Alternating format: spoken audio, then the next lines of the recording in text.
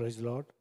ಯೇಸು ಕ್ರಿಸ್ತನ ನಾಮದಲ್ಲಿ ನಿಮ್ಮನ್ನು ಆಶೀರ್ವದಿಸಿ ಶುಭ ಕೋರುತ್ತೇನೆ. ಡೈಲಿ ಡೆಲಿವರೆನ್ಸ್ ಕಾರ್ಯಕ್ರಮದ ಮೂಲಕ ನೋಡುತ್ತಿರುವ ಒಬ್ಬೊಬ್ಬರಿಗಾಗಿ ಸತ್ಯವೇದವನ್ನು ಧ್ಯಾನಿಸಿ ಪ್ರಾರ್ಥಿಸಲು ದೇವರು ಕೊಟ್ಟ ಈ ಮಹಾಕೃಪೆಗಾಗಿ ದೇವರಿಗೆ ಕೃತಜ್ಞತೆ ಸಲ್ಲಿಸ್ತೀನಿ.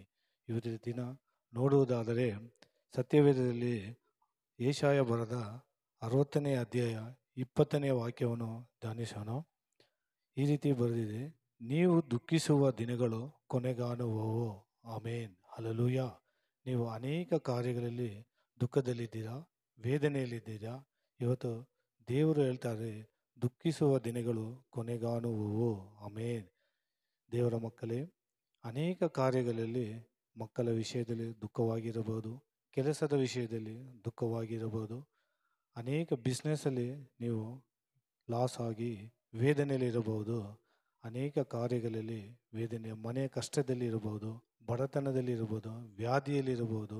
ನೀವು ಯಾವುದೇ ಕಾರ್ಯಕ್ಕೂ ದುಃಖದಲ್ಲಿ ಇದ್ದಿರಬಹುದು. ಆದರೆ ಇವತ್ತಿನ ದಿನ ಯೇಸು ಸ್ವಾಮಿ ಹೇಳ್ತಾರೆ, ನೀವು ದುಃಖಿಸುವ ದಿನಗಳು ಕೊನೆಗಾಗುವುದು. ಆಮೇನ್, ಹಲ್ಲೆಲೂಯಾ. ಎಲ್ಲರೂ ವಿಶ್ವಾಸದಿಂದ ಈ ವಾಕ್ಯವನ್ನು ನೋಡುವುದಾದರೆ, ಯೇಸಪ್ಪ ಎಲ್ಲ ಕಾರ್ಯಗಳಲ್ಲೂ ನಿಮ್ಮ ಜೊತೆಯಲ್ಲಿ ಇದ್ದು ನಿಮ್ಮ ದುಃಖ ಪಡುವ ಕಾರ್ಯಗಳಲ್ಲಿ, ವೇದನೆ ಪಡುವ ಕಾರ್ಯಗಳಲ್ಲಿ, ಎಲ್ಲ ಕಾರ್ಯಗಳಲ್ಲಿ ಬಿಡುಗಡೆ ಉಂಟು ಮಾಡುವರು. ಅದರಿಂದ ದೇವರ ಮಕ್ಕಳು ಯಾರು ವಿಶ್ವಾಸವನ್ನು ಬಿಡದೆ ನಂಬಿಕೆಯಿಂದ ಪ್ರಾರ್ಥಿಸಿದರೆ ಎಲ್ಲವೂ ಬಿಡುಗಡೆ ಹೊಂದುತ್ತದೆ. ನಾವೆಲ್ಲರೂ ಈಗ ಈ ಸಮಯದಲ್ಲಿ ಪ್ರಾರ್ಥನೆ ಮಾಡೋಣ. ಪ್ರೀತಿ ಸ್ವರೂಪ ದೇವರೇ, ಯೇಸು ಕ್ರಿಸ್ತನ ನಾಮದಲ್ಲಿ ಈ ಸಮಯದಲ್ಲಿ ನೋಡುತ್ತಿರುವ ಒಬ್ಬೊಬ್ಬರಿಗಾಗಿ ನಾನು ಪ್ರಾರ್ಥನೆ ಮಾಡ್ತೀನಪ್ಪ. ಈ ಡೈಲಿ ಡೆಲಿವರೆನ್ಸ್ ಕಾರ್ಯಕ್ರಮದ ಮೂಲಕ ನೋಡುವ ಎಲ್ಲರಿಗೂ ಒಂದು ಆಶೀರ್ವಾದ, ಒಂದು ಬಿಡುಗಡೆ, ಒಂದು ಜಯವನ್ನು ಉಂಟು ಮಾಡಿ ಏಸಪ್ಪ. ಅನೇಕರು ಅನೇಕ ವಿಧವಾದ ಕಷ್ಟದಲ್ಲಿ, ವೇದನೆಯಲ್ಲಿ, ದುಃಖದಲ್ಲಿ, ಕಣ್ಣೀರಲ್ಲಿದ್ದಾರೆ ಏಸಪ್ಪ. ನೀವು ಬಿಡುಗಡೆ ಕೊಡುವ ದೇವರೇ ಏಸಪ್ಪ.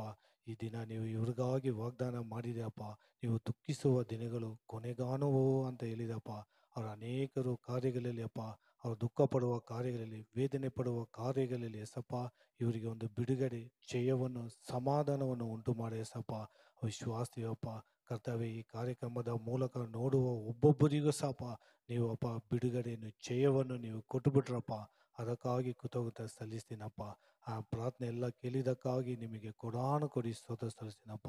ಘನ, ತುದಿ, ಮಹಿಮೆ ಎಲ್ಲವೂ ನಿಮ್ಮೊಬ್ಬರಿಗೆ ಮಾತ್ರ ಸಲ್ಲಿಸಿನಪ್ಪ. ಯೇಸು ಕ್ರಿಸ್ತನ ನಾಮದಲ್ಲಿ ಬೇಡಿಕೊಳ್ಳುತ್ತೆ ತಂದೆ. ಆಮೇನ್.